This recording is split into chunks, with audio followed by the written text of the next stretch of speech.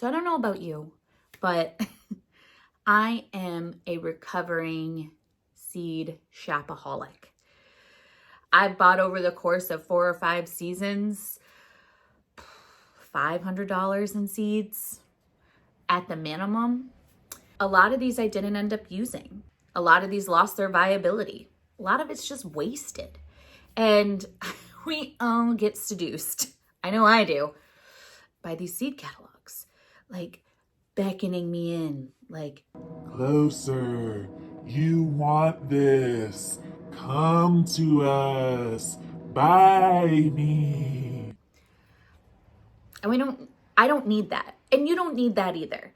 Here's a list of tips that I've put together that will help anybody looking to get started on their garden with the seeds starting now, before you buy anything. So let's go. Number 1, know your turf. And what I mean by this is a site survey. So you can do these anywhere you want. You can keep it as small as just your garden space. You can make this as large as your entire property. What the site survey is going to do is it's going to lay out your north, south, east, west. It's going to show where your house is. It's going to show where your garden is. And then it's going to show any obstacles that are going to create shadows or any terrain conditions like a hill. Another great thing to list on your site survey is water access. Do you have a spigot that you will be filling up a hand container with? Or are you going to be putting in an irrigation system? These are all things to consider even before you go to buy seeds. So what this is really going to do is address your limitations, but it's also going to address what you can actually grow. It's going to lay out really nice. So in my yard, my vegetable garden has about 20% part shade. And I know that this will be a great location for my lettuces. These tender greens can use that time to rest, not wilt, and maybe get some cover from that blasting sun. So number 1 is site survey. Number 2, what's the vibe? Like, what's the vibe? What do you want? For me, I want beauty. I want abundance. I want elegance. I want drama. I want it all in my 220 square foot space. So to achieve this, I know that I'm going to be investing in a lot more flowers, a lot more perennial herbs. I'm growing dahlias. I'm growing zinnias. I'm growing all the Ias. But I'm also investing in growing some easy growing perennials, such as Nepeta, Echinacea, Rudbeckia,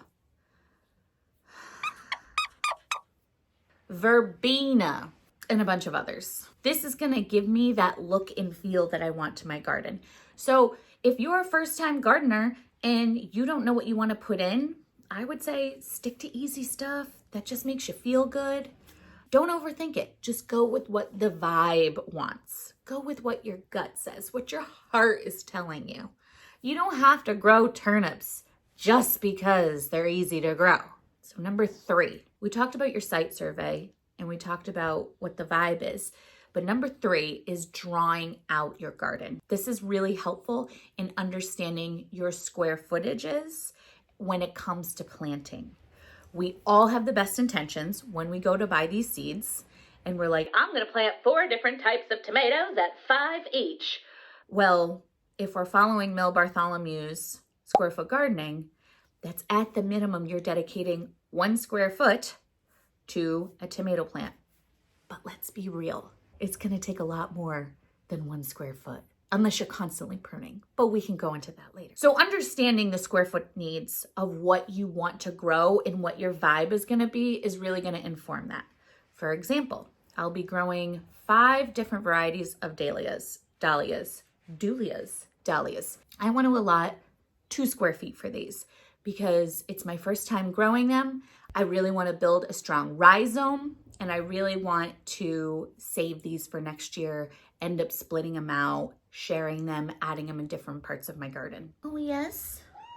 Oh my God. Number 4 is check your sources.